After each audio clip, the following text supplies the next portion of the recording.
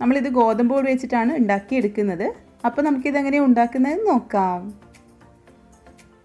അതിനായിട്ട് ആദ്യം തന്നെ ഒരു പാത്രം എടുക്കാം. അതിലേക്ക് 1.5 കപ്പ് ഗോതമ്പ് പൊടി ചേർത്ത് കൊടുക്കാം. 1/2 കപ്പ് അരിപ്പൊടി ചേർത്ത് കൊടുക്കാം. പാക്കറ്റിൽ വാങ്ങിച്ചിട്ടുള്ള പത്തിരിപ്പൊടിയാണ്, വറുത്ത അരിപ്പൊടി.